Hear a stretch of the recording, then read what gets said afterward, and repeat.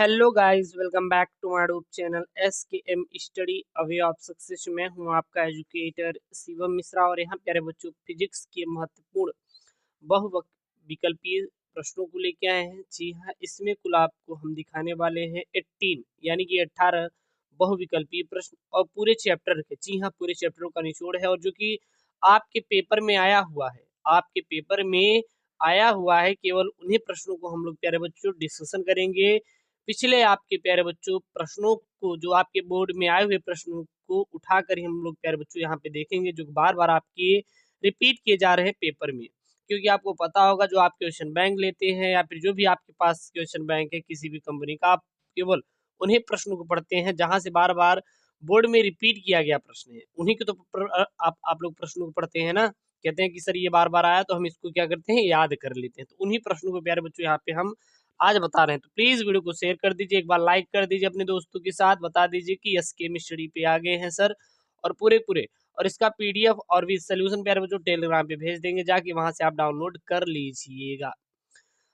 तो सबसे पहला प्रश्न है यहाँ पे, चुंबकीय आमुत्तर तथा भौगोलिक आमुत्तर के बीच का कोण है। यानी कि चुंबकीय आमुत्तर और भौगोलिक आमुत्तर के बीच का कोण कौन सा है? नतिकोण, द्विपात कोण, ध्रुवण कोण या क्रांतिक कोण? तो पहला का सही ऑप्शन मेरे प्यारे लाल लोग क्या हो जाएगा, वो क हो जाएगा। पहला का सही ऑप्शन क्या हो जाएगा, वो आपका द्विपात कोण हो जाएगा। क्या हो जाएगा? द्विपात कोण। यानी कि चुंबकीय आमुत्तर तथा भौगोलिक आमुत्तरों के जो बीच का कोण है, उसको वो कौन सा है? वो है एक द्विपात कोण है। कौन सा कोण है प्यारे बच्चों? द्विपात कोण है, याद कर लीजिए। चुंबकीय आमुत्तर तथा भौगोलिक आमुत्तर के बीच के कोण को हम लोग द्विपात कोण कहते हैं। अगला यहाँ पे प्रश्न है, प्रश्न क्या है? किरचाफ का धारा नियम, किरचाफ का धारा का नियम किसके संरक्षण के परिणाम स्वरूप है? जो किरचाफ का धारा नियम है यह किसके संरक्षण के परिणाम स्वरूप है? ऊर्जा, संवेग, आवेश या द्रव्यमान? तो ख का प्यारे बच्चों राइट आंसर क्या हो जाएगा? ऊर्जा। यानी किरचाफ का जो धारा का नियम है यह किसके संरक्षण के परिणाम स्वरूप है? यह ऊर्जा के संरक्षण के परिणाम स्वरूप है। तो किरचाफ का धारा नियम किसके संरक्षण के परिणाम स्वरूप है? तो आपको सीधा बता देना है कि ऊर्जा के संरक्षण के परिणाम स्वरूप है। अगला है, किसी धार का प्रतिरोध 500 ओम है, इसकी वैद्युत चालकता होगी। किसी तार का प्रतिरोध कितना है वह प्यारे बच्चों? यदि 500 ओम है, किसी तार का प्रतिरोध 500 ओम है, तो इसकी वैद्युत चालकता कितनी होगी? 0.002 ohm inverse, 0.02 ohm inverse, 50 ohm inverse या 500 ओम इनवर्स? तो किसी तार का प्रतिरोध 500 ओम है, तो इसकी जो विद्युत चालकता होगी वह कितनी होगी? वह होगी आपकी 0.002 ओम इनवर्स, 0.002 ओम इनवर्स। यानी कि राइट आंसर आपका पहला हो जाएगा। अगला यहाँ पे, पीएन संधि डायोड की अवक्षय परत में होते हैं। जो पीएन संधि डायोड की अवक्षय परत में क्या होते हैं? केवल इलेक्ट्रॉन होते हैं, केवल कोटर होते हैं, इलेक्ट्रॉन व कोटर दोनों होते हैं, या फिर इनमें से कोई नहीं? तो पीएन संधि डायोड की अवक्षय परत में होते हैं, क्या होते हैं? तो पीएन संधि डायोड की जो अवक्षय परत में होते हैं, घ का राइट आंसर थर्ड हो जाएगा। वह प्यारे बच्चों इलेक्ट्रॉन व कोटर दोनों होते हैं, इलेक्ट्रॉन व कोटर दोनों होते हैं। किसमें होते हैं? पीएन संधि डायोड की अवक्षय परत में। अगला है, युग्म उत्पादन के लिए गामा फोटान की न्यूनतम ऊर्जा है। युग्म उत्पादन के लिए गामा फोटान की न्यूनतम ऊर्जा कितनी है? 931 million volt, 9.31 million volt, 102 million volt या 1.02 मिलियन वोल्ट? तो युग्म उत्पादन के लिए गामा फोटान की न्यूनतम ऊर्जा प्यारे बच्चों कितनी होती है? तो वो होती है 1.02 मिलियन वोल्ट, 1.02 मिलियन वोल्ट। यानी चौथा ऑप्शन क्या हो जाएगा? राइट हो जाएगा। अगला है यहाँ पे, हाइड्रोजन की लाइमन श्रेणी की प्रथम रेखा की तरंगदैर्ध्य है। हाइड्रोजन की लाइमन श्रेणी की प्रथम रेखा की तरंगदैर्ध्य 912 एंगस्ट्राम, 1125 एंगस्ट्राम, 1215 एंगस्ट्राम या 1152 एंगस्ट्राम? तो च का यहाँ पे राइट आंसर क्या हो जाएगा? तो हो जाएगा आपका तीसरा, 1215 एंगस्ट्राम, 1215 एंगस्ट्राम। अगला प्रश्न है, प्रश्न यहाँ पे क्या है?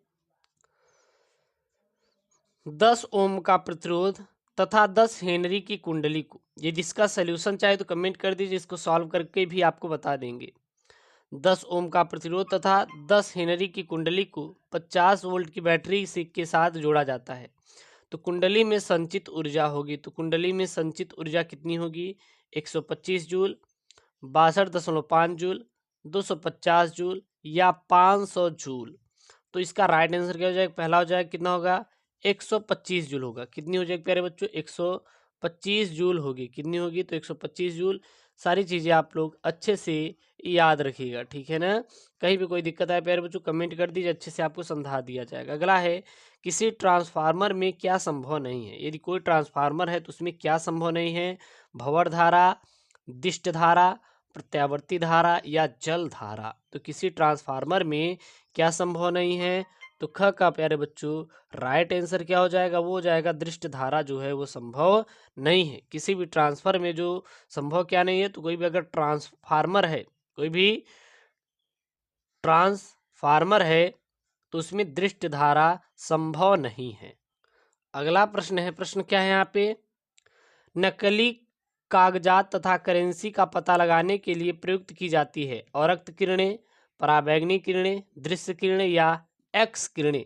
तो नकली कागजात और करेंसी का अगर पता लगाना है तो आप क्या उपयोग करेंगे? तो वहाँ पे हम लोग पराबैंगनी किरणों का उपयोग करते हैं। कौन सी किरणों का उपयोग करते हैं? पराबैंगनी किरणों का उपयोग करते हैं। अगला है, प्रकाश की किरण कांच से पानी में गुजरती है तथा किस रंग के लिए क्रांतिक कोण न्यूनतम होगा? प्रकाश की किरण कहाँ से? कांच से पानी में गुजरती है, तो तथा किस रंग के लिए क्रांतिक कोण न्यूनतम होगा?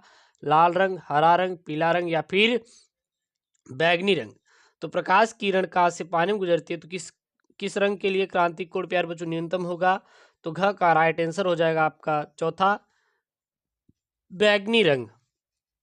अगला है यहाँ पे, दो लेंस जिनकी क्षमता 5 डायोप्टर तथा -3 डायोप्टर है संपर्क में रखे हैं। मतलब कोई लेंस है उसकी क्षमता कितनी है? 5 डायोप्टर है और -3 डायोप्टर है और संपर्क में रखे हैं एक दूसरे के, तो इनकी संयुक्त फोकस दूरी होगी 25 सेंटीमीटर, 50 सेंटीमीटर, 75 सेंटीमीटर या 100 सेंटीमीटर। तो इसका राइट आंसर क्या हो जाएगा आपका? वो हो जाएगा 50 सेंटीमीटर। कितनी हो जाएगी? दूसरा 50 सेंटीमीटर होगी। अगला यहाँ पे, वह कण जो रेडिएक्टिव पदार्थ से उत्सर्जित होता है वह है अल्फा कण, न्यूट्रॉन, प्रोटॉन या पॉजिट्रॉन। तो वह कण जो रेडिएक्टिव पदार्थ से उत्सर्जित होता है वह प्यारे बच्चों अल्फा कण होता है। क्या होता है? अल्फा कण होता है, जो कि हमारा कहाँ से? रेडिएक्टिव पदार्थ से प्यारे बच्चों उत्सर्जित होता है।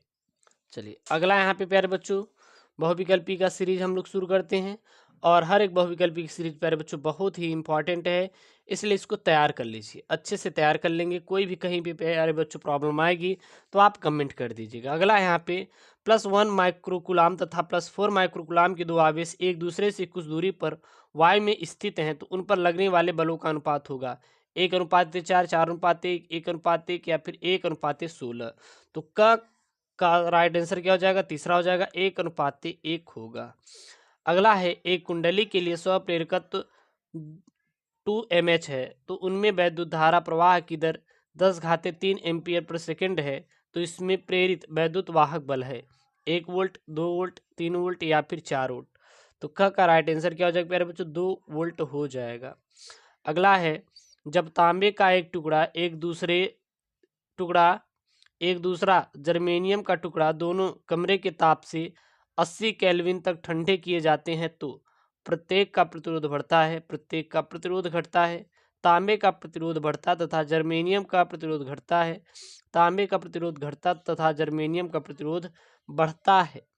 तो ग का क्या हो जाएगा? यहाँ पे चौथा ऑप्शन हो जाएगा, तांबे का प्रतिरोध घटता तथा जर्मेनियम का प्रतिरोध बढ़ता है।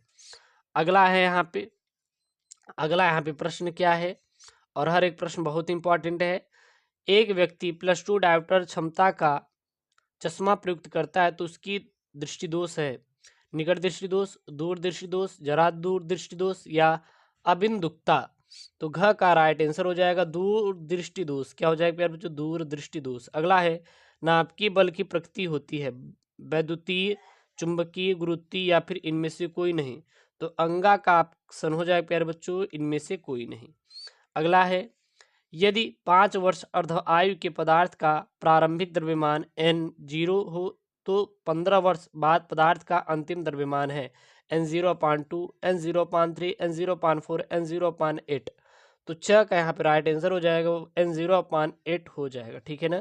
तो ये सब सारे प्रश्न इंपॉर्टेंट, इसमें 18 प्यारे बच्चों प्रश्नों को कवर किया गया है और इन प्रश्नों को जरूर तैयार कर लें। ये पूरे अध्याय का, जी हाँ, आपका जितने भी चैप्टर है सारे के सारे प्यारे बच्चों निचोड़ है। ओके दोस्तों, थैंक यू, जय हिंद।